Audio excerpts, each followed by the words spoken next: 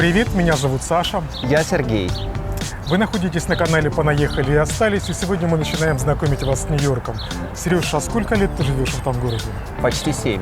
А я почти 10.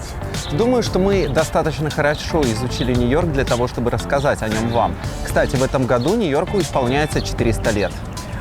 Я думаю, что нам осталось только определить, кто сегодня будет оператором. Камень, ножницы, бумага. Хорошо. Раз, два, три. Раз, два, три. Извини, дорогой, ты за камеру, а я здесь. Ты готов? Да, все, готов, начинаем. Тогда поехали.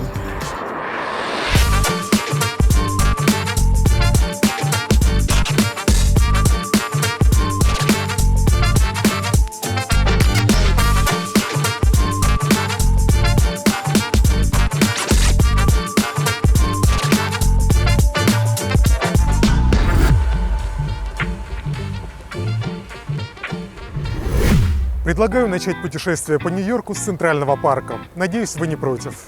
Если вы посмотрите на карту Большого Яблока, то легко найдете, где располагается эта достопримечательность. Центральный парк, как следует из названия, находится в центре Манхэттена. Он имеет форму прямоугольника, длина которого 4 километра, а ширина 800 метров. Посмотреть за один день все, чем богат парк, нереально. В нашей программе самое интересное.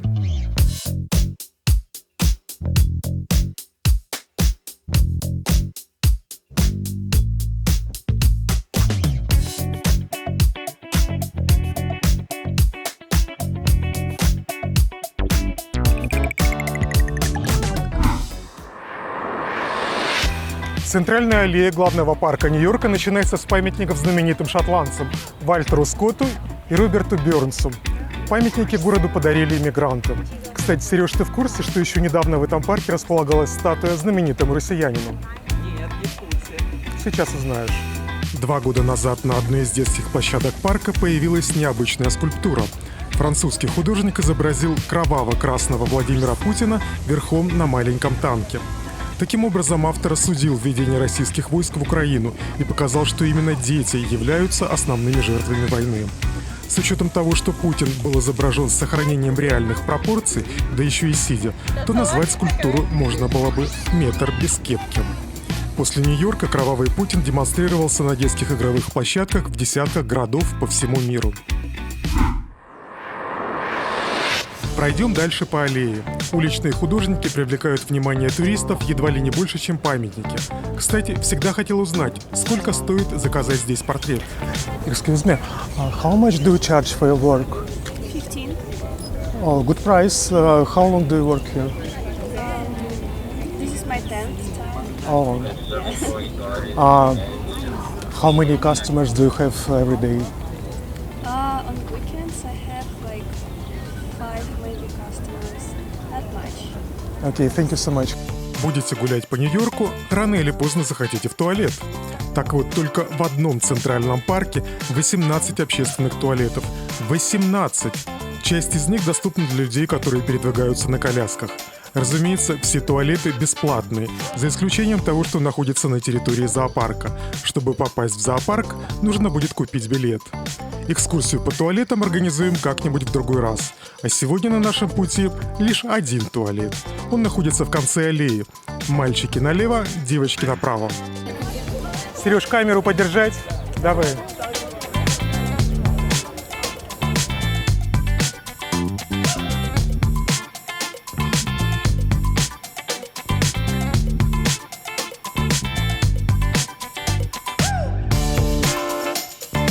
Продолжим. Поехали дальше.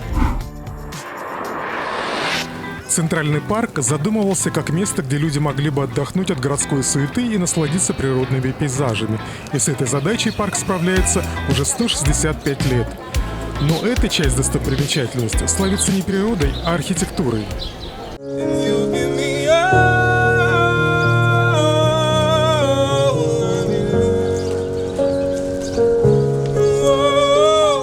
Центральный парк – самое посещаемое в Нью-Йорке туристическое место после Таймс-сквер. В год здесь бывает около 42 миллионов человек.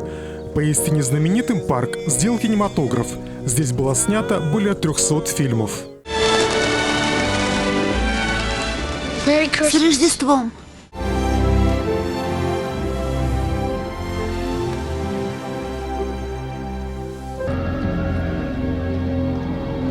Sugar in the yellow and orange. Okay.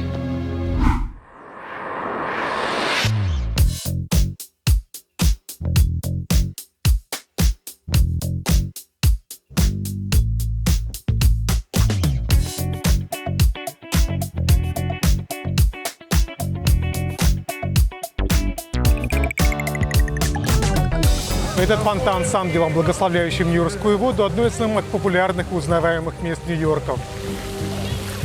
Осталось только упасть в него.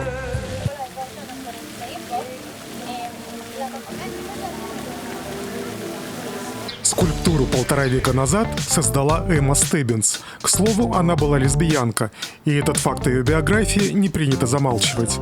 А еще она стала первой женщиной, получившей художественный заказ от мэрии Нью-Йорка. По одной из версий, она создала ангела в честь своей возлюбленной Шарлотты Кушман. Шарлотта была известной актрисой. Женщины не скрывали своих отношений и даже обменялись брачными клятвами.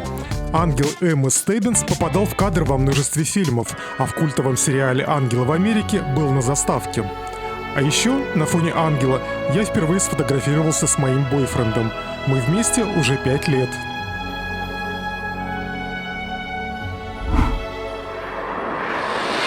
Центральный парк – это 7 искусственных водоемов, более 20 тысяч деревьев, сотни птиц и животных. Не удивлюсь, если первым, кого вы встретите, зайдя в парк, будет не человек, а белка. Возьмите с собой немного орехов, и красивые фото вам обеспечены. При кормлении белок есть 3 важных момента. Первое. Не кормите белку с открытой ладони. Возьмите орех вот так. Тогда она вас не укусит.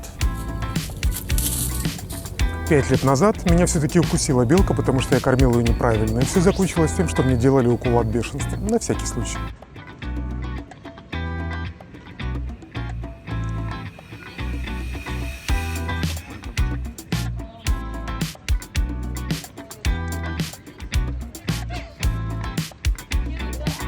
А 35 лет назад мне повезло еще меньше. Меня укусила лошадь, потому что я кормил ее как белку. Московский зоопарк, лошадь Пржевальского. Привет, помню вас. Момент номер 2. Если вы хотите сделать хорошие фотографии, но забыли дома орехи, обманите белку.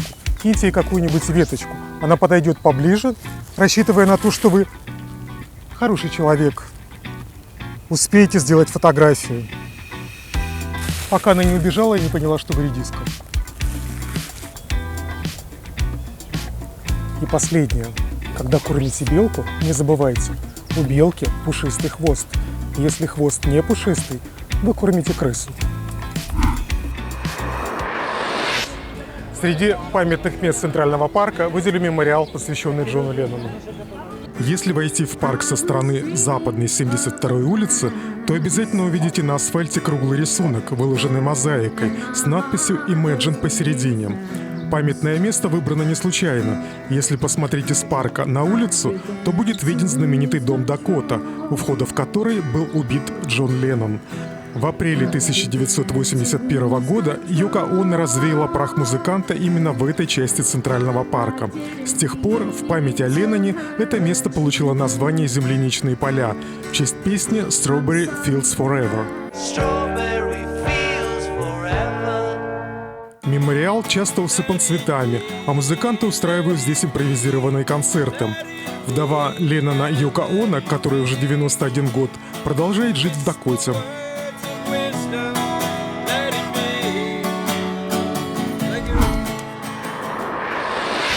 Гуляя по парку, вы обязательно обратите внимание на таблички, которые размещены на скамейках. Любой желающий может внести деньги в специальный фонд, и текст с вашим именем будет размещен на табличке на одной из скамеек парка. Обычно люди выражают таким небанальным способом благодарность кому-либо или просто фиксируют признание в любви. Кстати, 5 лет назад Фонд борьбы с коррупцией Навального выпустил расследование, в котором фигурировала одна из табличек, установленная на скамейке в Центральном парке. На табличке в переводе с английского было написано: Андрей Костин, не забудь, что мы с тобой одной крови. Что-то из Маугли, из детства, наверное. Наиля, та самая Скерзаде, 2015 год. ФБК Навального утверждал, что размещение таблички оплатила российская телеведущая Наиля Аскерзаде. Ну а Андрей Костин, соответственно, президент Государственного банка ВТБ.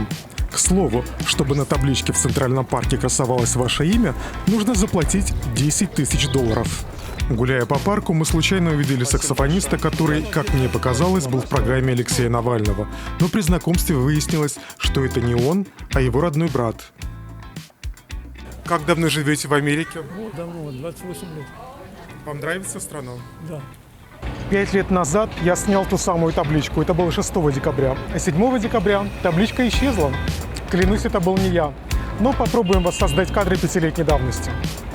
Итак, все на месте. Я, скамейка, камень с приметной трещиной. Вот только табличка совсем другая.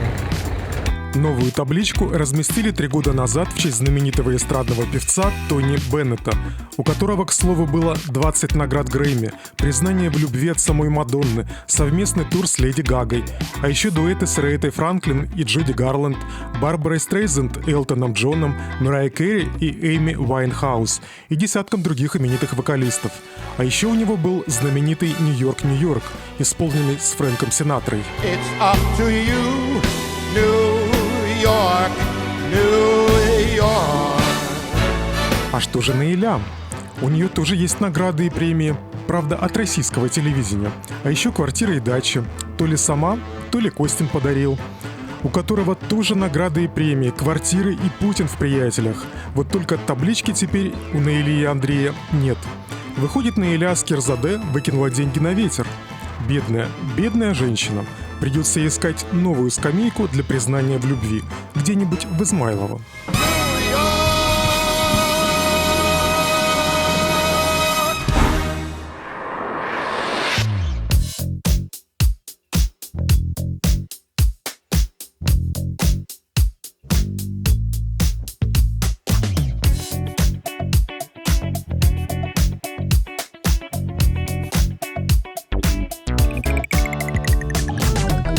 В Центральном парке в замке Бельведер располагается главная метеостанция города. По дорожкам парка ежедневно бегают сотни спортивных и не очень горожан. Мой приятель в стародавние времена видел здесь даже Мадонну, которая бежала в окружении охраны. Кстати, с Карлосом Леоном звезда познакомилась именно в Центральном парке во время пробежки. Мадонна просто обратила внимание на незнакомца, а в итоге у пары родилась Лурдес. Гуляя или бегая по парку, смотрите не только на статуи и монументы, которых здесь более 140. Вглядывайтесь в лица. Может быть, ваша судьба тоже где-то рядом. No! Fuck me! Блядь, мне не развернуться. Sorry, Райдер. Хоть Центральный парк и не самый большой в мире, но заблудиться здесь все же реально. Если карта в смартфоне вам не помогла, подойдите к ближайшему фонарю. Нет, вешаться не надо. Обратите внимание на 4-значные цифры, которыми отмечены фонари. Они помогут определить ваше местоположение. Первые 2 цифры этого своеобразного кода подскажут вам ближайший номер улицы, а вторые укажут на стороны света – нечетный запад, четный восток. Так что фонарь вам в помощь. В 70-х, 80-х годах прошлого века парк был небезопасным местом, а в отдаленных его уголках развлекались гомосексуалы. С тех пор криминальная ситуация улучшилась, а вот геи никуда не делись. Важно помнить, что любой уголок Центрального парка считается общественным местом. Это значит, что, занимаясь сексом, даже, как вам кажется, в лесу, вы рискуете попасть в тюрьму на 90 дней и быть оштрафованным.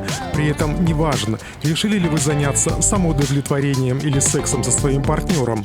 Любителям круизинга нужно знать, что в Центральном парке полицейские часто работают под прикрытием.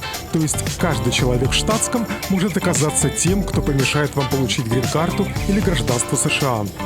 Из списка легальных развлечений также придется убрать распитие спиртных напитков и курение. Электронные сигареты не исключение. Их вы тоже не можете курить в Центральном парке. Штраф $50.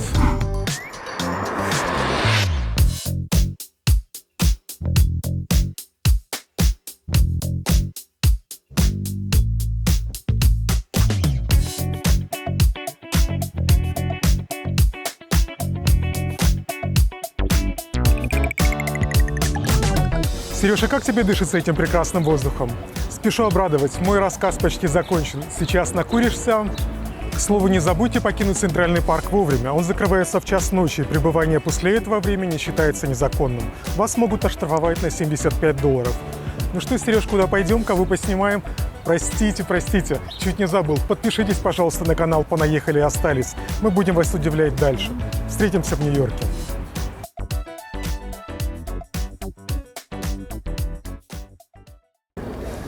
Включаем запись, как я выгляжу.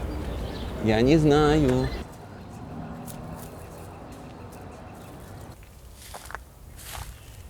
Белки обожрались.